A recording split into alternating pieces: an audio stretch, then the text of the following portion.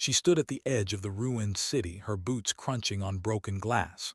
The wind carried smoke, curling low through fractured windows, and the silence was heavier than gunfire.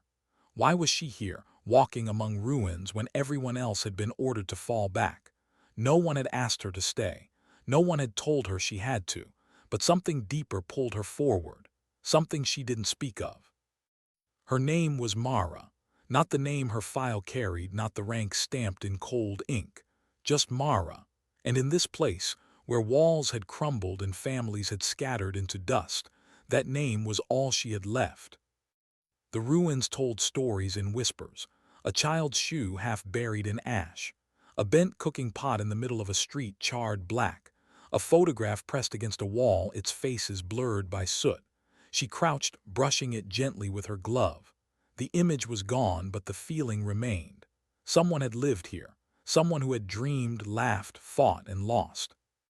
Mara pressed the photo back against the stone, as if returning it to the earth. Her breath trembled in her mask. She had seen cities burn before, but this one carried weight. This one felt personal, though she couldn't yet admit why. From a distance, the static of her comms crackled. A male voice, sharp with urgency. Echo 3, report your position. You're drifting off mission path. Her thumb hovered over the transmit switch. She should respond. She knew the rules. Keep the net tight, no silence unless compromised. But her eyes traced the broken archway in front of her where shadows pooled. Something inside told her not to answer. Not yet. She lowered her hand. Static hissed, then cut. Silence returned, pressing against her chest. It wasn't disobedience. At least, that's what she told herself. It was instinct. And instincts had kept her alive in darker corners of the world than this. The rubble shifted beneath her weight as she stepped forward. A piece of concrete slid down, clattering against steel. The sound echoed too loud, as if the ruins themselves objected. She froze, one hand on the sling of her rifle, listening. A faint sound followed, so faint she thought it was her imagination. Not the metallic groan of collapsing walls, not the howl of wind through shattered frames. A different sound, rhythmic, shallow, breath. Her pulse rose. She edged closer to the archway, boots careful on loose stone. Inside, a collapsed stairwell curled down into darkness. Half of it was gone, but through the debris she saw movement. Small, fragile, not a fighter, not armed. She squinted, heart catching. A child. He was pressed against the wall, his face streaked with dirt, his hands trembling as he held something close to his chest. She couldn't see what, but she saw his eyes, wide, glassy, trapped between fear and the instinct to bolt. Mara lowered her rifle slowly. Her voice caught in her throat before she could form words. How long had he been here? How had he survived? And how many like him were hidden in this graveyard of stone? The boy's lips parted, whispering something she couldn't catch. She stepped closer, lowering herself onto one knee, hands out, palms open. "It's okay," she said, voice softer than she thought possible in this place. "I won't hurt you." He didn't move. His chest rose and fell too fast. He was clutching something, a cracked canteen, she realized now, empty. He hadn't spoken, he'd coughed. Mara pulled the flask from her belt. She twisted the cap, held it out. The boy hesitated, eyes darting to her weapon. She slid it to the floor, pushing it toward him gently. The boy reached. His fingers shook as he grasped it, tipping the flask desperately against his lips. Water spilled down his chin, but he didn't stop until the last drop was gone. When he lowered it, his breathing slowed. His shoulders sagged. Only then did Mara notice the sound behind him. A second breath, softer, fainter. Her eyes adjusted to the dim. Another figure lay in the shadows. A woman, frail, bruised, one arm twisted under rubble. Her eyes fluttered open as the boy whispered something hurried in a language Mara didn't fully know but understood enough. "Mother." Mara's chest tightened. She pressed the comm switch, voice steady now. "Command, this is Echo 3. I've got civilians alive. Repeat, civilians alive in Sector Delta ruins. At least 2. Request immediate medevac and extraction coordinates. The line crackled before a clipped response returned. Negative Echo 3. AO is red. We can't send birds. Secure perimeter and exfil alone. Over. Her jaw clenched. Copy. She cut the line before the voice could repeat the order. She looked at the woman, at the boy. They wouldn't survive exfil alone. The path back was too far, too exposed. The boy couldn't carry her. Mara couldn't carry both. Her mind split, calculating. Protocol was clear. Note their position, report move. Someone else would come later, maybe, but later was not enough. Her gaze shifted back to the boy. He clung to his mother's arm with both hands, shaking her gently, whispering her name. Mara swallowed. She knew this choice. She had made it once before, and the memory burned like fire. A convoy smoke. A little girl smaller than this boy, screaming for someone who never came. Mara had been younger then, a soldier, not yet an operative. She had walked away, obeyed, and the girl's face never left her. She couldn't do it again. Okay, Mara whispered. Okay, we're getting out. The woman's eyes flickered, glassy with pain. She tried to speak, but only air escaped. Mara knelt, sliding her arm gently under her shoulders. The boy clung tighter, his small body pressed against both of them. Listen, Mara said softly. It'll hurt, but I'll carry you, don't fight me. The woman blinked once. Enough. Mara shifted, lifting the weight carefully. The woman was light, too light. Her ribs pressed against Mara's arm. She strapped her rifle to her back, tightened her grip, and rose. Every step out of the stairwell felt like a promise-breaking stone. The boy followed, barefoot, stumbling but determined. He never let go of his mother's arm. When they emerged into daylight, the ruins looked different. Less empty, more fragile. Smoke still curled through the air, but now it carried the faint sound of footsteps, their footsteps, where silence had ruled before. Mara stopped at the street's edge. Her eyes scanned rooftops, alleys, corners, too quiet. Silence never lasted this long in hostile ground. She adjusted her grip, pulse hammering. The boy tugged her sleeve, pointing ahead. The gesture was urgent, fearful. She followed his finger. At the far end of the street, a figure stood, unmoving, watching. Her stomach tightened. It wasn't one of hers. The figure didn't move, just stood at the end of the broken street, half shrouded in smoke, too still to be a scavenger, too quiet to be a civilian. Mara felt her breath catch, her body tense as if every nerve knew before her mind did. The boy pressed closer to her leg, clutching his mother's arm harder. His whisper was fast, frightened, words tumbling in a tongue she half understood. She caught only one: soldat, soldier. Mara shifted her stance, keeping the mother secure in her arms while adjusting her grip on the rifle across her back. Whoever stood there had chosen their position. They were waiting, watching. Her voice stayed low, almost a breath. "Stay behind me," she murmured to the boy. The figure finally moved, a slow step forward, deliberate as though each motion carried weight. Mara narrowed her eyes, taking in the silhouette, the outline of body armor, the glint of something metallic in hand. Not one of theirs. Definitely not. Her comm crackled faintly. "Echo 3, we've lost your signal ping. Confirm you're still in sector." She didn't answer. If she spoke, the sound would give them away. She could feel it, the gaze of the figure pinned to her, waiting for a mistake. Another step forward. Mara shifted slightly, lowering the woman she carried against a half-fallen wall. She crouched beside her, touching the boy's shoulder. His wide eyes locked on hers. She pointed two fingers to the rubble. "Stay down, stay small." He nodded quickly, pulling himself tight against his mother's side. Mara straightened. Her hand slid over her rifle, steadying it, but she didn't lift it yet. Not until she knew. The figure finally spoke, a voice carrying across the ruins, low and measured. "You shouldn't be here." The words were accented, heavy, Eastern but trained into something sharper, military. Mara kept her silence. Her heart pounded, but her face remained still. The figure stepped closer and smoke parted enough to reveal him. A man.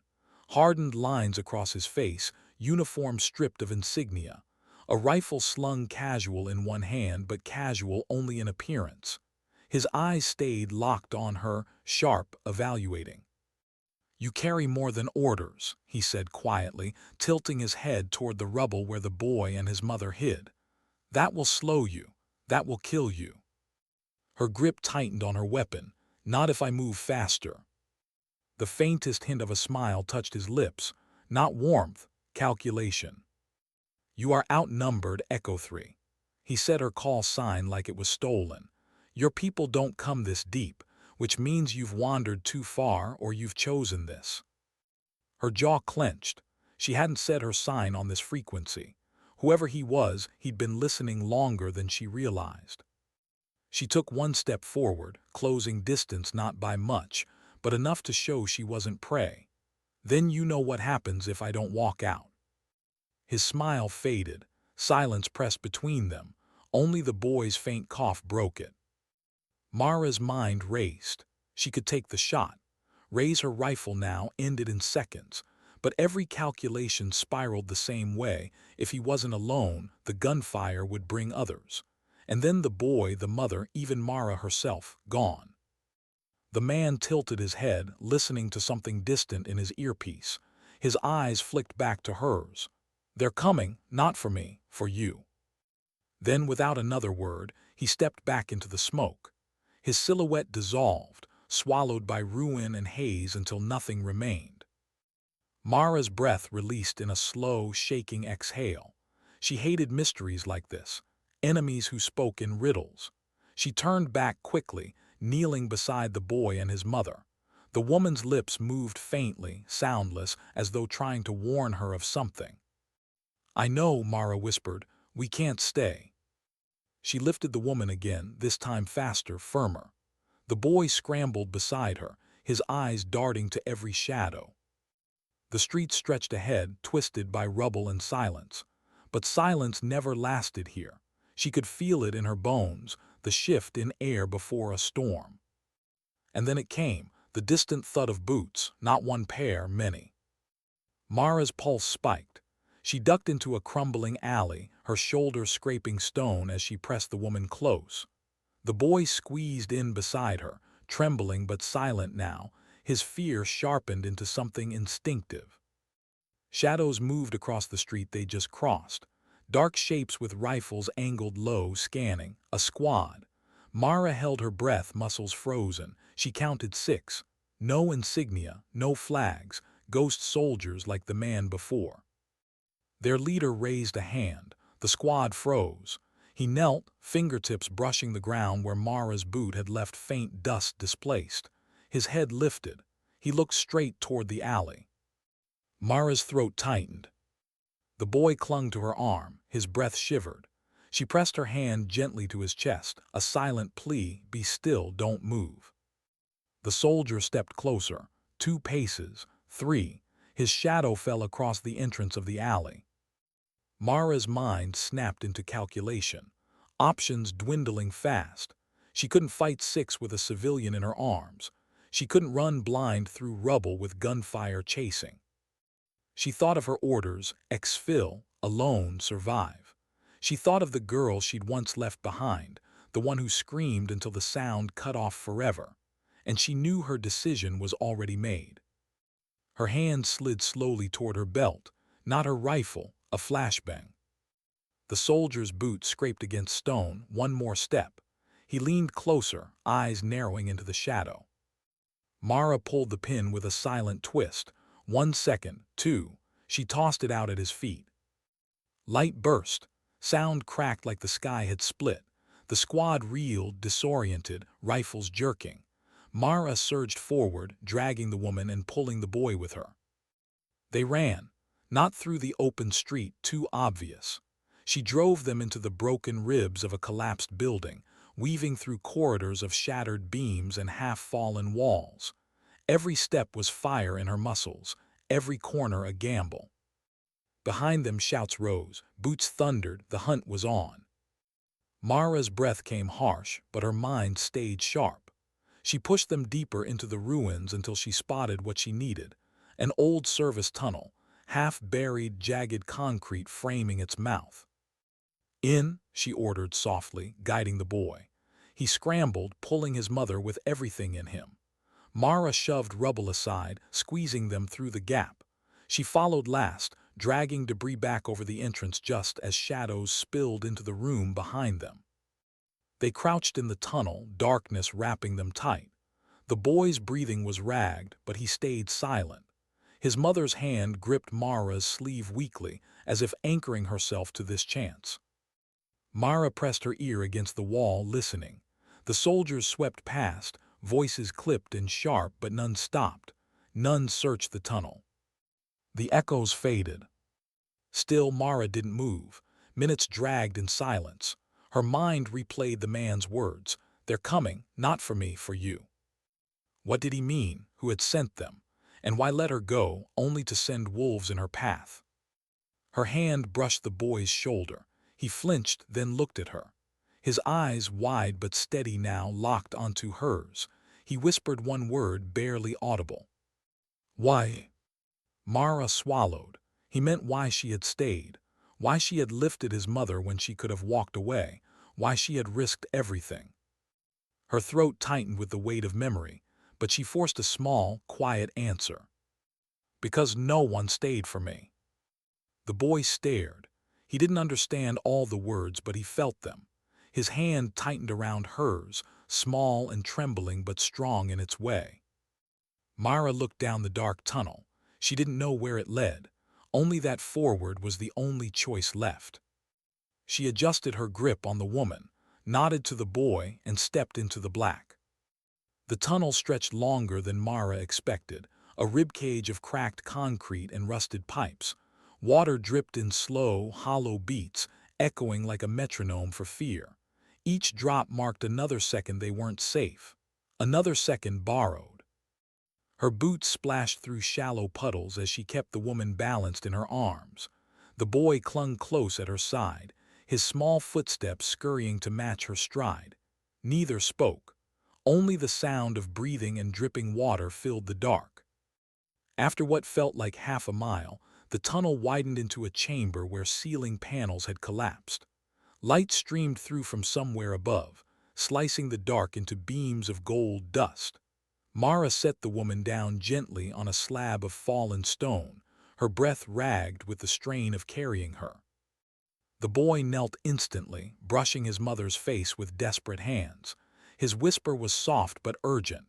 Mara recognized a word she knew too well: "Don't leave." Mara crouched, pulling off her gloves. She pressed 2 fingers to the woman's neck, finding a pulse, thin, fluttering, but there. The woman's breathing rasped, shallow and uneven. One lung may be damaged, internal bleeding most likely. Mara's chest tightened. She'd seen this before. She knew the math. Without surgical care, time was measured not in hours but in breaths. The boy's eyes locked onto hers. Questions flooded his gaze, questions he didn't have words for. Could Mara save her? Could anyone? Mara swallowed hard. She wanted to tell him the truth. She wanted to say the words no child should have to hear, but she couldn't. Not here, not when survival still asked for hope. "We keep moving," she said quietly, her voice steady. "We find help." The boy nodded, though his eyes betrayed doubt. Mara leaned back against the wall for a moment, pulling her canteen and ration pack from her belt. She set them down in front of him. "Eat, drink, small sips, slow." The boy obeyed, tearing at the wrapper with small, shaking hands. He broke the bar in half, placing a piece gently against his mother's lips. She couldn't chew, but she swallowed the softened crumbs he pushed with water. It wasn't much, but it was something. Mara watched silently, her throat tight. Something about the boy's quiet persistence struck her. His refusal to let go, even when the world had already stolen almost everything. She remembered being that child. Different rubble, different war, but the same feeling that if she just held on tight enough, maybe the world wouldn't take the last piece. Her calm buzzed faintly, startling her. She pressed a finger to her ear. Echo 3 command. Signal reacquired, you're off mission map. Respond. She hesitated, then spoke. Civilians located, one critical, attempting exfil through underground access. Negative, command snapped. Abort, repeat abort. Area is compromised, extraction impossible. Prioritize survival and return to primary route. Mara's jaw clenched. That's not an option. Static, then a colder voice. Orders stand, do not engage further, we'll debrief on return. She cut the line. The boy was watching her, as if he understood enough to know the voice on the other end hadn't promised help. His stare carried a silent question. Are you leaving us? Mara exhaled slowly. No, she whispered, I'm not. She checked her rifle, scanning the chamber. We move again before dark. Rest now while you can. The boy curled beside his mother, eyelids heavy but refusing to close. Mara stayed awake, listening. Hours passed like a tide.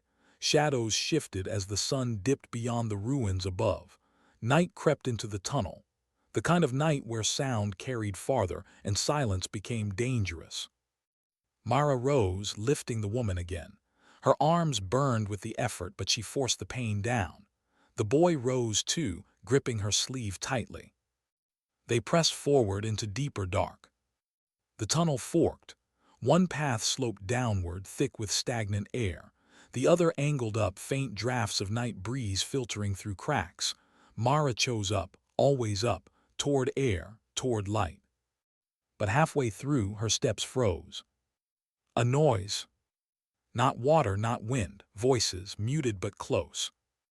Mara dropped instantly, guiding the boy and his mother down behind a broken pipe. She crouched low, rifle ready. Her pulse hammered in her throat. 3 figures emerged from the far tunnel, flashlights slicing through the dark. Their boots echoed heavy, deliberate. They weren't the same squad from before, different uniforms, cleaner but still stripped of insignia. Not friendly, not random, the same faceless hunters. Mara's breath steadied. She knew this dance. Patience was survival, movement was death. The boy clung to her arm, trembling. Mara pressed her hand to his head, silently urging him to stillness. The woman's faint breath rattled like a warning. The soldiers swept their beams across the chamber. One passed dangerously close, glinting off Mara's rifle barrel. She pulled it closer, pressing flat against the pipe. Seconds dragged like years. Then a sound saved them. Distant gunfire echoed from above, rattling through the tunnels. The soldiers stiffened, voices clipped. One barked an order. They pivoted, moving quickly toward the source. Their lights vanished into the black. Mara's chest eased, but only slightly. If gunfire was close, others weren't far behind. They had to move, now. She rose, hauling the woman higher in her arms. Every muscle screamed protest. Her lungs burned, but she pushed forward, pulling the boy with her. At last, the tunnel spilled upward into a broken maintenance shaft. A rusted ladder stretched to a cracked grate above, faint moonlight spilling through. Mara tilted her head, up quietly. The boy stared at her, then at his mother. His lips trembled. I'll take her, Mara whispered. I'll bring her after you first. He hesitated, then nodded. His small hands gripped the ladder, climbing slow but steady. Mara followed, pushing the woman upward carefully, one rung at a time. When they reached the grate, Mara shoved it open with her shoulder. Cool night air rushed in. Stars blinked above the ruins. For a moment she wanted to stop, to breathe, but there was no time. They emerged into a courtyard, once a school maybe. Desks lay shattered, chalkboards cracked. The air smelled of dust and burned wood. The boy crouched instantly, instinct sharper than his years. Mara lowered his mother to the ground, pressing her back against the remains of a wall. And then the sound that froze her blood. A voice behind her, calm, familiar. You're persistent. Mara spun, rifle raised. It was him, the same man from the smoke, standing at the courtyard's edge, hands loose, weapon slung. His eyes glimmered in the moonlight, steady, unreadable. The boy gasped, clutching Mara's sleeve. The man tilted his head, gaze flicking to the woman, then back to Mara. Still carrying weight that isn't yours. Her voice was low-edged. Why follow? I'm not following, he said softly. I'm waiting. Her chest tightened. For what? His silence stretched like a blade between them. Then finally his words. For you to decide what you are, soldier or savior. Mara's finger tightened on her trigger. Her mind raced. And for the first time since this mission began, she wasn't sure which answer she wanted to give. The moonlight washed the courtyard in silver, glinting off shards of glass embedded in the rubble. Mara stood with her rifle raised, her breath steady but her pulse hammering in her throat. The man's voice carried like smoke, calm, unsettling, impossible to place. Soldier, he said, the word rolling from his tongue like judgment. Then softer, almost curious, or savior. Her finger hovered near the trigger. She could take the shot. Drop him here, end the riddle he kept dangling in front of her. But the boy's grip on her sleeve stopped her. His eyes were wide, searching hers, as though he needed to know what she would choose. The man took a step closer, unarmed in posture if not in truth. Do you know why this city fell? He asked. Mara didn't answer. She scanned his hands, his shoulders, waiting for the twitch that meant strike. He tilted his head. Because everyone thought someone else would protect it. Everyone waited for orders that never came. Her jaw clenched. The words burrowed deeper than she wanted them to. She remembered another city, another mission, a little girl screaming as smoke swallowed her voice. The man's gaze sharpened. And now you carry one more burden that isn't yours. One woman, one boy, against an army. They're not yours either, Mara said flatly.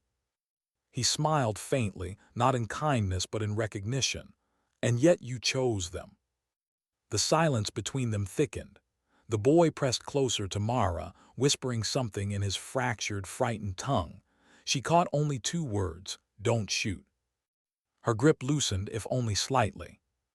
The man watched her, then slowly raised both hands, empty palms facing her. If I wanted you dead, you'd be gone already. Maybe, Mara said, or maybe you're waiting for me to lead you to them. Them, his brow furrowed as if the word was foreign. Then realization flickered across his face. Ah, your command, no. I have no interest in your commanders, I'm here for you. Her stomach tightened. Why?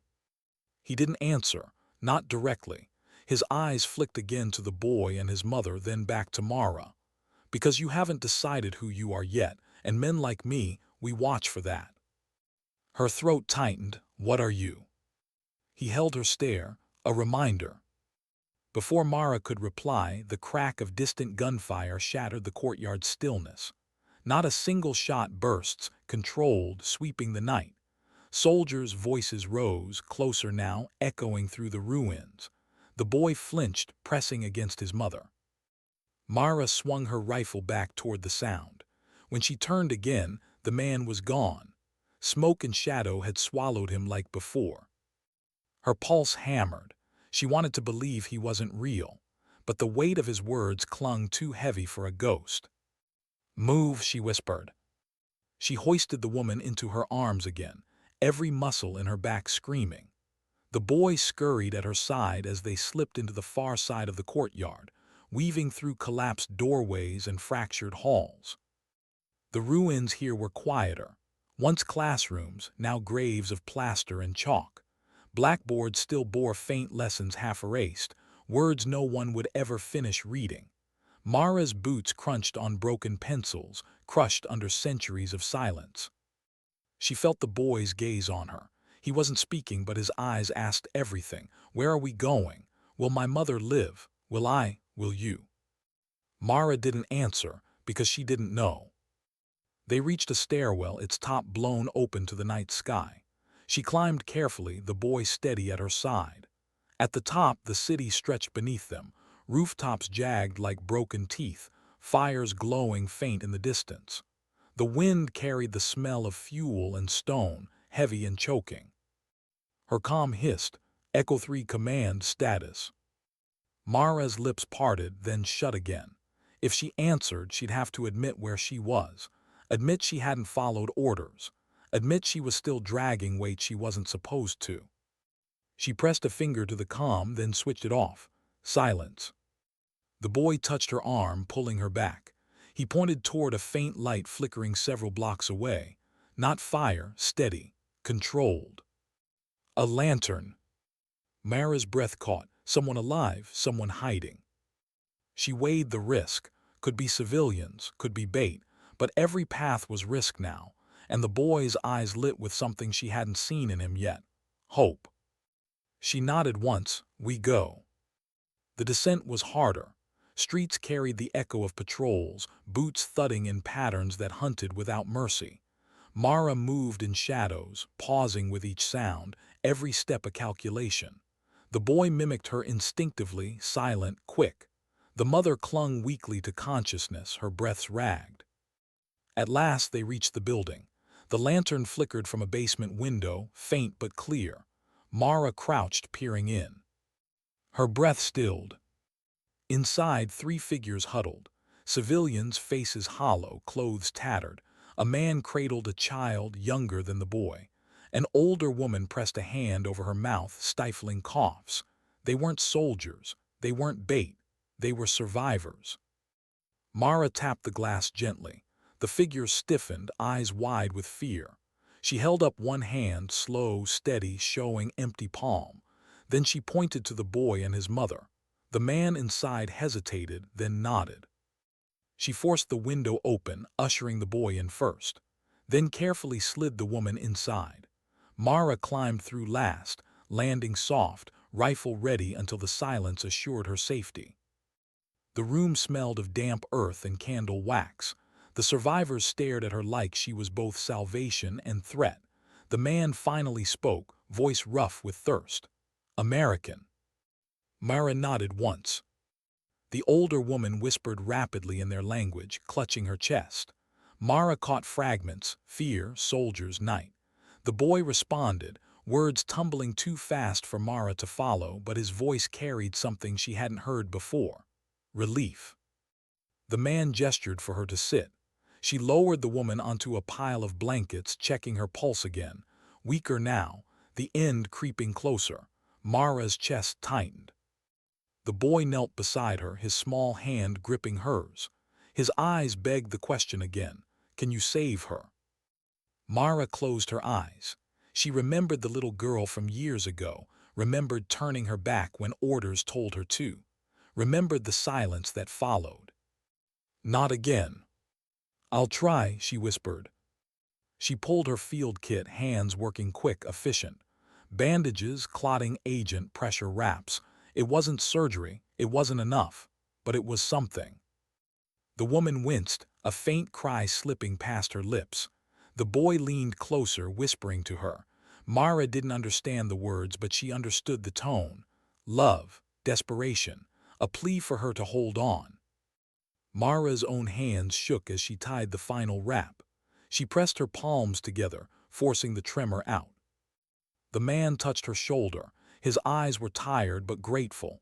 You stay here, he said in broken English. Rest. Night is dangerous. Mara nodded, but rest was impossible. Her mind replayed the man's words again. Soldier or savior.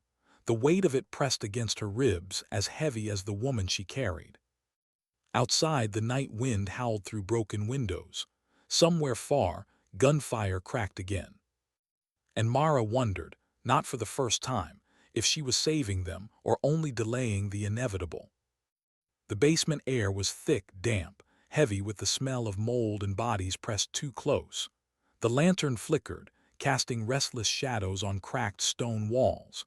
Mara leaned against the corner, rifle across her knees, every nerve taut. The others had drifted into uneasy silence. The boy sat cross-legged near his mother, holding her hand as though his grip alone could anchor her to life. Mara watched him, so small, so stubborn. She thought of herself at his age, before uniforms and call signs, before war carved its initials into her skin. She wondered what his life had been before the bombs. School books, soccer in the streets.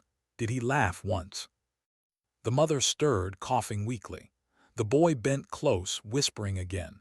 His voice cracked on the words. Mara didn't understand, but she knew pleading when she heard it. She looked away, forcing herself to scan the room instead. 3 other survivors, all bone-thin and restless. The older woman shifted constantly, hands trembling in her lap.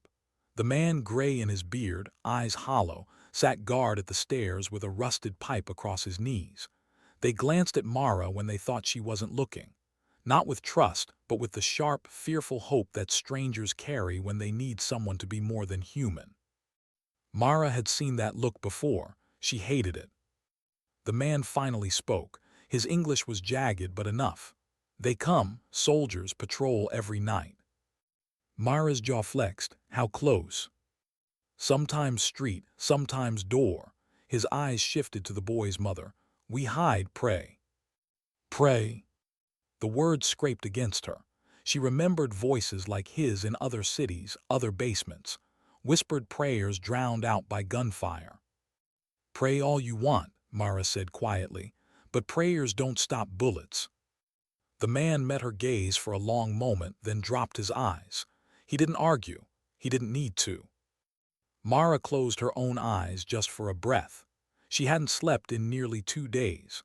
Fatigue pressed into her bones, but rest was impossible. Every sound above them, creaking wood, shifting stone, the groan of the wind, snapped her senses awake again. When she opened her eyes, the boy was staring at her, not with fear, with something harder, expectation. She almost told him to stop, to look away. She wasn't what he thought she was. She wasn't. Her comm unit crackled. The sudden burst of static made everyone flinch. Mara yanked it to her ear, volume low. Echo 3, this is command. Do you copy? Her throat tightened.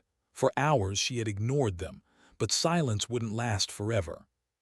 She pressed the comm, copy. The voice on the other end was clipped, urgent. You're off mission. Satellite recon shows you several blocks outside assigned perimeter. What's your status? Mara's eyes flicked to the boy, then to the others. Her chest constricted. Securing civilians, she said flatly. A pause, then colder. That wasn't your directive. I made it my directive. Static crackled, then a different voice, higher command. Echo 3, you're ordered to exfil immediately.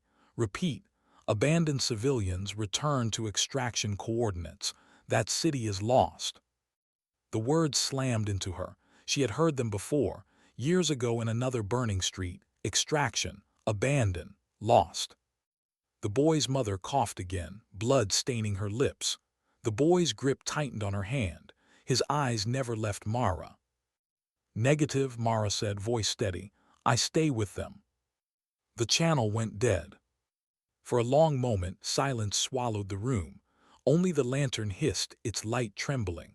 Mara set the comm down beside her. The man by the stairs stared at her. Your people, they leave us. Mara's throat ached. They already did. The older woman muttered in her language, words spilling like broken glass. The boy looked from face to face, confusion knotting in his brow. Mara pushed herself to her feet, rifle in hand. We move before dawn, she said. If patrols sweep here, this basement becomes a grave. The man hesitated, then nodded slowly. The boy's voice piped up, soft but steady. Where? Mara knelt so her eyes were level with his. She didn't want to lie, but truth was heavier than he could carry. Somewhere safer than here, she said. He searched her face. Maybe he knew it wasn't much of an answer, but after a moment he nodded. They left at first light. The streets were hushed, veiled in gray fog. Fires smoldered in the distance, but here the air carried only ash and silence. Mara led the way, rifle raised, every shadow a threat. The boy walked just behind her, his mother supported by the man and the older woman. Step by step they threaded through the ruins. Mara's eyes scanned constantly, windows, alleys, rooftops. The enemy was out there. She could feel them. At an intersection she raised a fist. The group froze, voices drifted from ahead. Soldiers, 2, maybe 3. Mara crouched low, signaling for the others to stay. Her heart hammered. She could take them if she had to, but a gunfight would draw more. The boy tugged at her sleeve. She glanced down. He pointed left, an alley half-choked with debris. Narrow, dark, but it curved around, a way through. Mara studied him. His eyes burned with certainty. She didn't know how he knew, but she trusted him. She nodded once. Together they slipped into the alley, moving fast but silent. Rubble scraped under their feet, but the soldiers' voices faded behind them. When they emerged, the street ahead was empty, for now. The boy gave her a quick look, almost proud. Mara's chest tightened. She remembered her first patrol, barely older than him, when her sergeant had nodded at her like that after she spotted an ambush line. She had lived for that nod, for the weight of being seen. Now this boy was looking at her the same way, and she wasn't sure she deserved it. By midday, they reached a collapsed overpass. Beneath it stretched a narrow drainage tunnel, dark and reeking of stagnant water. The man grimaced. "We go through." Mara scanned the skyline. Drones buzzed faint in the distance. Patrols scoured rooftops. Open streets were death. "Yes," she said, "we go through." The tunnel swallowed them in shadow. Cold water lapped at their boots, carrying the stench of rust and rot. The walls closed in, scraping shoulders, pressing breath short. The boy clung close to Mara, one hand gripping her vest. She moved slow, careful, rifle ready even in the dark. Every splash echoed like thunder. Every drip felt like a countdown. Halfway through, the boy whispered something, a question.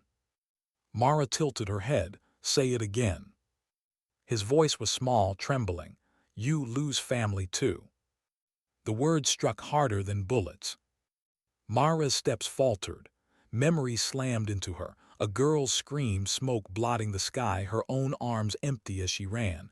Orders in her ear. Extraction. Leave them. Lost.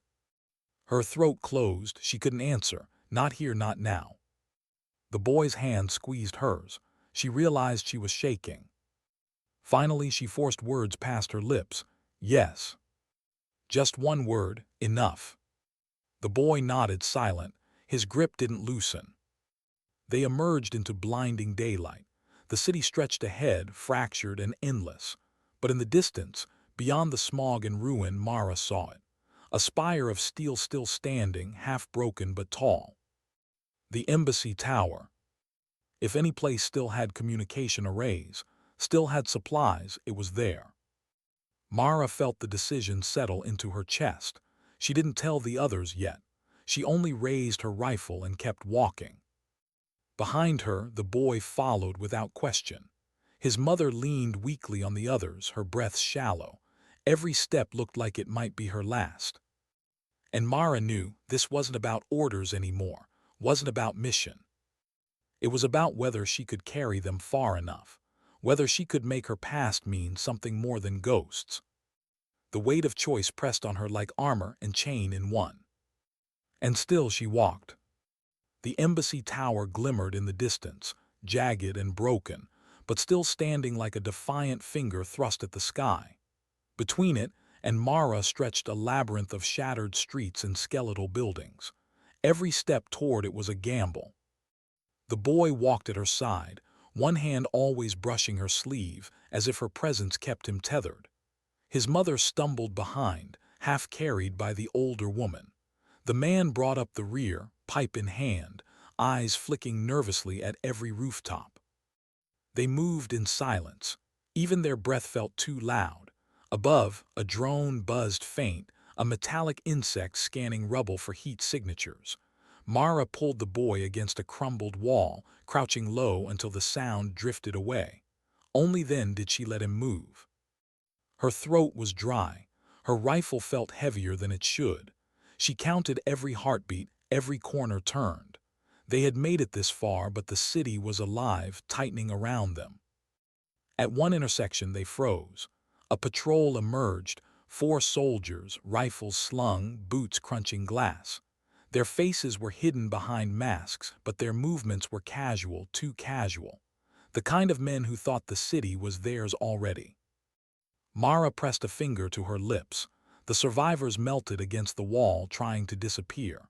The boy's breath shivered in her ear. She could feel his fear, sharp and quick, pressing into her skin.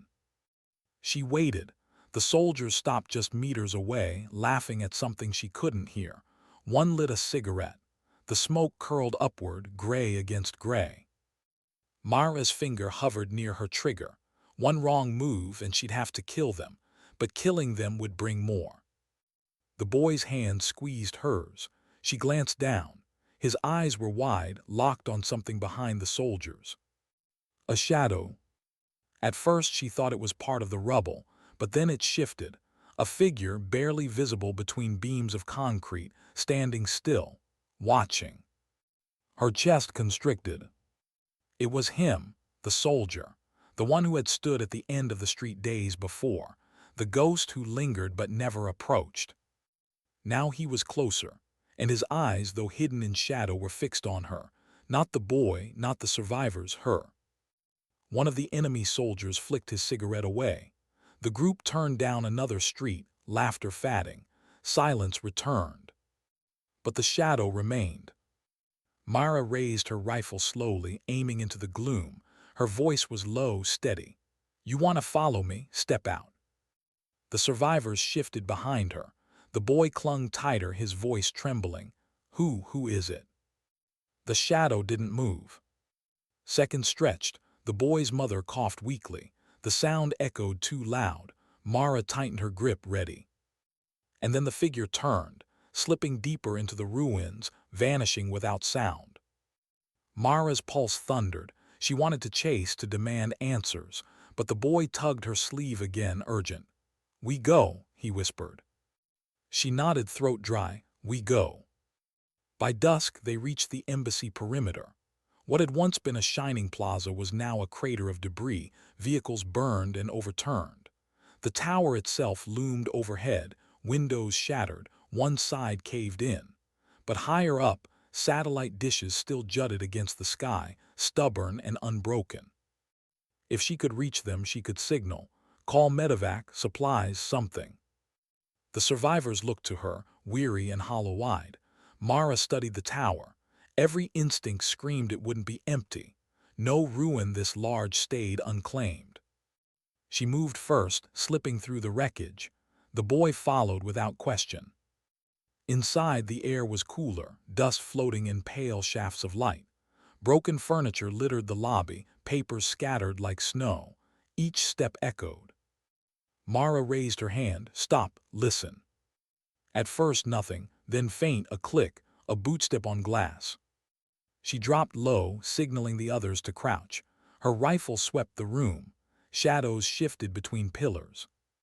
A voice rang out, calm, controlled in her language. "You're far from your lines, soldier." Mara froze. Her pulse hammered, but her face betrayed nothing. From the dark, the figure emerged. The soldier, not masked like the patrols. His gear was worn, mismatched. His rifle was slung, not aimed. His face was sharp, eyes tired, mouth set in something that wasn't quite threat, wasn't quite welcome. The survivors shrank behind Mara. The boy clutched her vest. Mara's voice was cold. "You've been following me." "Yes," he said simply. "Why?" His gaze flicked to the boy, then to her again. "Because I wanted to see if you break." The words cut sharper than bullets. Mara's rifle didn't lower. "You want to test me, you picked the wrong time." His mouth twitched, something like almost smile, almost pity. "You think you can carry them out of this city?" "I don't think," Mara said. "I do." Silence stretched. Dust drifted. The soldier tilted his head, studying her like an equation. Finally he spoke. "Then you'll need me." The boy stirred. His whisper barely reached her ear. "Don't trust him." Mara's chest tightened. She hadn't planned to, and yet. Behind them, a distant shout echoed through the streets. Boots on pavement. Dozens, not four. The patrols were closing in. The soldier's eyes sharpened. You have minutes, decide. Mara's grip tightened on her rifle. Her heartbeat thundered in her ears. The boy's hand trembled against her arm. Every instinct warred. Trust him and risk betrayal. Refuse him and face the city alone. Her voice came low, almost a growl. If you cross me. I know, he said, cutting her off. You'll kill me. Their eyes locked, neither moved. And then from outside came the crack of gunfire. The embassy walls shuddered, shouts rose, boots stormed closer.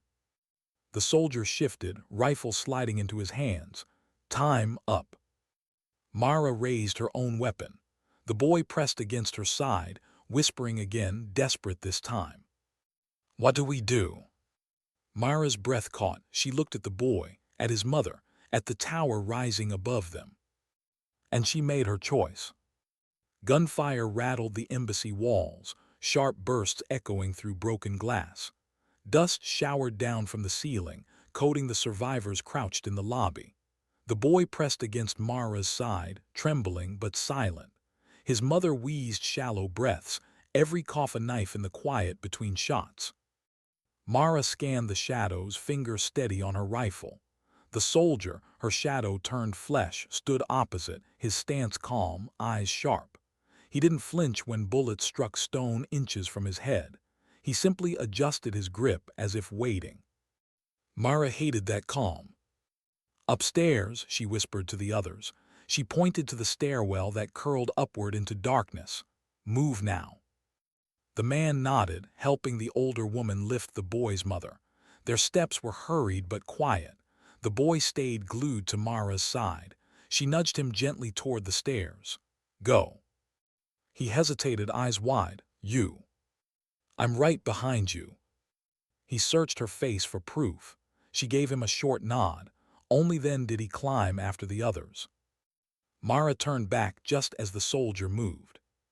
You'll never hold the lobby, he said. His voice was calm, not unkind. Too many doors, too many guns. I noticed, she snapped. He gestured toward a side hall. There's a service stair, narrow, defensible. If you want to keep them alive, follow me. Her chest tightened. Every instinct screamed not to trust him. But the pounding of boots outside grew louder. The embassy doors shuddered. Mara made her decision in a heartbeat. Move. They slipped into the hall just as the front doors burst open. Shouts roared through the lobby. Gunfire cracked. Mara pushed herself faster, heart hammering. The stairwell was narrow as he'd promised. The survivors huddled at the landing above. Mara ushered them higher, every sense braced. Third floor, the soldier said. Stronger walls, fewer entry points. Mara shoved him ahead, rifle aimed at his back. Lead, but one wrong move. He didn't look at her. You'll kill me, I know. They climbed, breaths ragged, until they reached a wide corridor. Offices lined the walls, their doors hanging broken. A meeting room at the end still had intact windows, shattered but covered with blinds. This, the soldier said simply. The man lowered the boy's mother onto a makeshift cot, an overturned table. The older woman pressed cloth to her mouth, murmuring softly. The boy knelt beside her, clutching her hand. His eyes flicked constantly to Mara, seeking reassurance she couldn't give. Outside, boots thundered, shouts echoed. The hunt was closing in. Mara set her rifle on the window ledge, sighting through a crack in the blinds. Shapes moved below, soldiers flooding the plaza. She counted a dozen, maybe more. Too many. Her throat was dry. She thought of Command's voice. Abandoned civilians, exfil.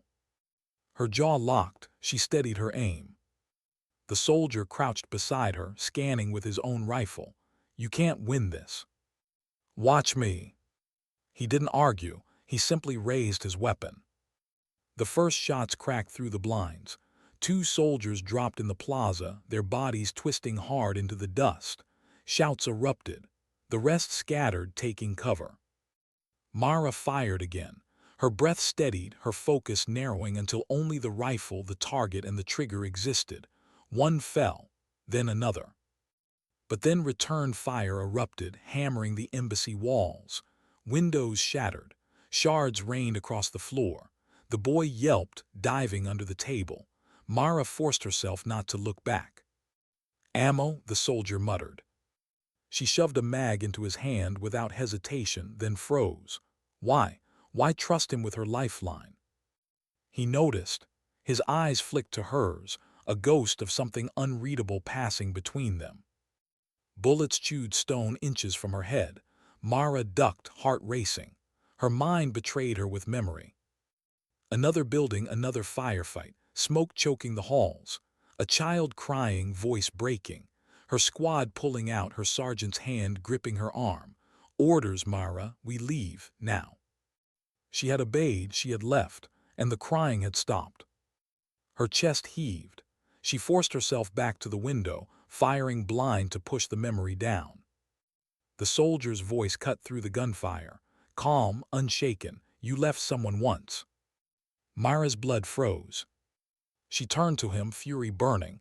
"Say that again." He didn't flinch. "You fight like someone carrying ghosts. Every bullet guilt, not rage." Her hands shook on the rifle. She wanted to silence him, to shut the words out, but the boy's small voice carried from behind her. "Mara." She turned. His eyes were on her, wide, searching. He had heard. Her throat closed. She couldn't lie, not to him, not anymore. "Yes," she whispered, "I left someone." The boy blinked. "Why?" Her heart split. She swallowed hard. "Because I obeyed, and it was wrong." Silence fell even under gunfire. The boy stared at her, his small chest rising fast. Then softly he said, "Not this time." The words seared into her. She turned back to the window, vision blurring, and pulled the trigger again. Hours bled together. The embassy shook with every assault. Gunfire rattled the walls. The air stank of powder, sweat, and fear. The survivors huddled in corners, too exhausted to speak. The boy never left his mother's side. Mara leaned against the wall, rifle heavy in her hands. Her body screamed for rest. Her eyes burned. The soldier sat across from her, cleaning his weapon with calm precision. For a long time, neither spoke. Finally, Mara asked the question that had gnawed at her since the street. "Why are you here?" He glanced up. "Because I don't believe in sides anymore." "That's not an answer." His jaw tightened. "My unit burned. My orders turned to ash. I walked. And when you walk, you see things no one else will carry." Mara studied him. The way his eyes never rested, always scanning. The way his hands moved without thought, always ready. He was like her, broken differently but broken all the same. The silence between them wasn't trust, but it wasn't hatred either. Something raw lived there. The boy's mother groaned softly. The older woman tried to soothe her, but Mara knew the sound. She was slipping. The boy looked up at Mara, panic rising in his eyes. "Help her." Mara crouched, pressing a hand to the woman's shoulder. Her skin was burning, breath shallow. Mara's stomach sank. Infection, too deep, too far. The boy's grip on her sleeve was desperate. "Save her." Her chest cracked open. She had no medicine, no kit, no power against this. Her voice came low, breaking. "I'll try." It was a lie, but it was the only one she could give. Night fell heavy. The attack slowed, but only because the soldiers outside regrouped. Mara knew they would come again, stronger, harder. She sat by the window, eyes on the ruined city. The soldier joined her silently. "Tomorrow," he said, "they'll hit with everything." "I know. You can still leave. Alone, you're fast, you'd make it." Mara's jaw clenched. She didn't answer. He studied her, then nodded once. "Thought so." The boy stirred, half asleep against his mother's arm.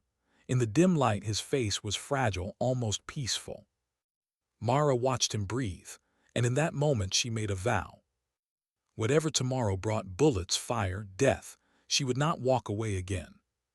She would not leave him to the silence. The first light of dawn broke over the shattered city, pale and cold.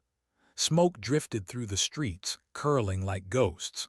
From the embassy's upper floor, Mara saw the enemy massing, rows of soldiers, armored vehicles creeping forward like predators. The boy stirred beside his mother's cot, blinking sleep from his eyes. When he saw Mara at the window, he came to her side without a word. She rested a hand briefly on his shoulder, steadying herself as much as him. The soldier joined them, rifle slung across his chest. His expression was unreadable, but his voice was quiet. "This is it." Mara nodded, her throat was dry. "Then we hold." The older woman, weary but unbroken, tightened the bandages on the sick mother's chest. She didn't speak, but her eyes told Mara she understood what was coming. The embassy groaned under the weight of silence before the storm. Then the assault began. Mortars screamed, striking the courtyard below. The building shook violently. Dust and plaster rained down. Windows shattered.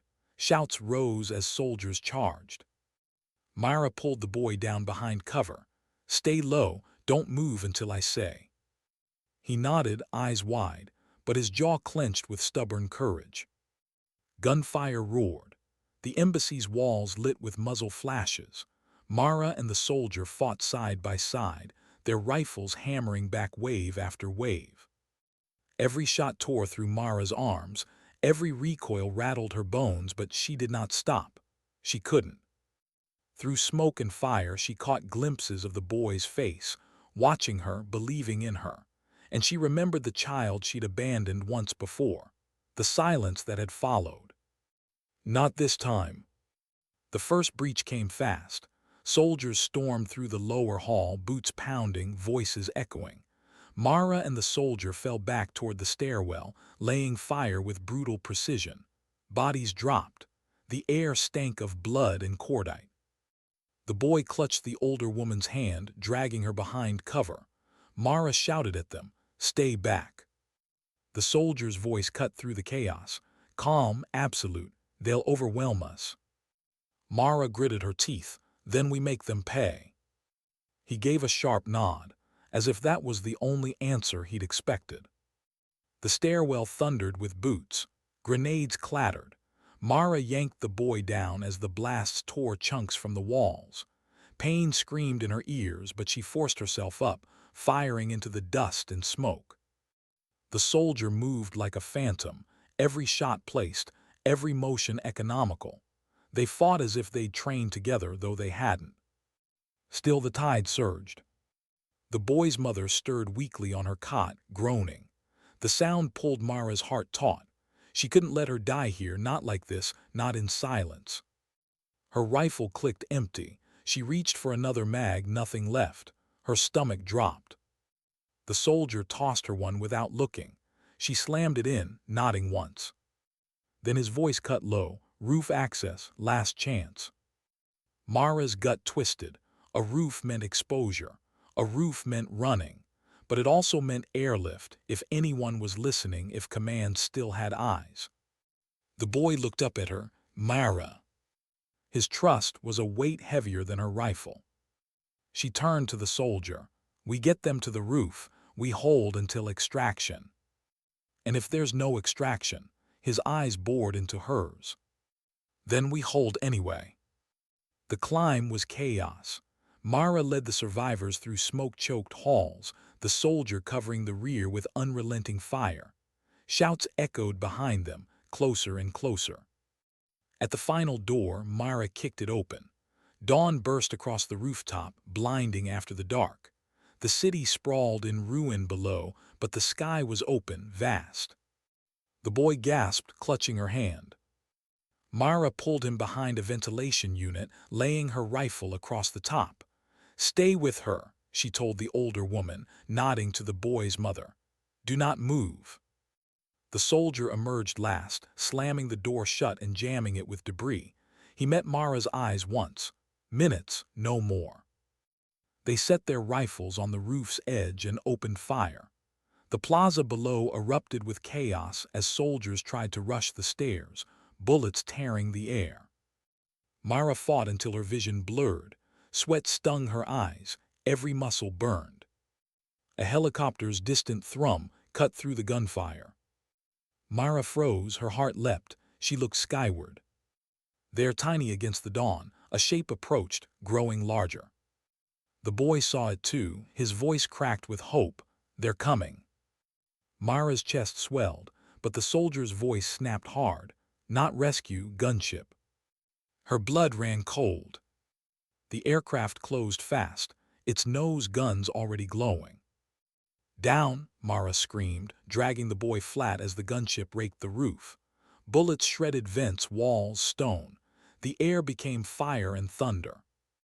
The boy cried out, clutching her. His mother coughed weakly, shuddering. Mara's ears rang. Her vision spun. She forced herself upright, shielding them with her body. The soldier was already moving, calm, deliberate. He slung his rifle, pulled a launcher from his back, and sighted the gunship. The boy stared in awe. Mara's heart stopped. The soldier fired. The rocket screamed upward. The gunship tried to veer, too slow. The explosion ripped it apart midair. Fire rained across the city, the sound echoing like a god's roar. The boy gasped, eyes wide with wonder. Mara's chest heaved, relief and disbelief flooding her veins. The soldier lowered the empty launcher. His voice was flat. "That bought us time." But only time. The stairwell door shuddered under pounding fists. Shouts rose. Mara raised her rifle. Her hands trembled, but her aim was steady. The soldier looked at her once more. His face, usually a mask, cracked just enough to reveal something like respect, maybe even kinship. "Get them out," he said. Before she could answer, he turned and charged the door. "Mara!" the boy cried. Her breath caught. The soldier ripped it open, vanishing into the stairwell with a roar of gunfire. The shouts below turned to chaos. Then silence. Mara's chest collapsed, her throat burned. But there was no time. Helicopter rotors thundered again, not one but three. She turned her eyes skyward. Not gunships. Black-painted birds, bearing the insignia of command. Her knees almost buckled. She signaled with burning arms, flares hissing red across the roof. The helicopters descended, wind screaming across the rooftop. Ropes dropped. Soldiers poured down, moving fast. They secured the survivors, lifting the boy's mother carefully. The older woman wept in relief. One soldier grabbed Mara's arm. "Time to go." Mara shoved him toward the boy. "Take him first." The boy clung to her, eyes wide with fear. "You're coming, right?" Mara knelt, gripping his shoulders. "Yes, always." He searched her face, saw the truth there, and nodded. He climbed the rope, vanishing skyward. The older woman followed, then the boy's mother, pale but alive. Mara was last. She seized the rope, muscles screaming, and rose into the dawn. The city shrank below, smoke curling from its ruins. On the rooftop, the stairwell door stood open, silent. The soldier was gone. Mara's eyes burned as the helicopter lifted higher. She pressed her forehead to the rope, holding on until her hands ached. The boy, safe inside the bird, looked down at her. His lips formed the words she couldn't hear over the roar of engines. "Not this time." Mara closed her eyes, the wind tearing at her face, and let the silence wash over her. This time she had not left them. And though the ghosts would never leave her, she had carved one small defiance into the dark.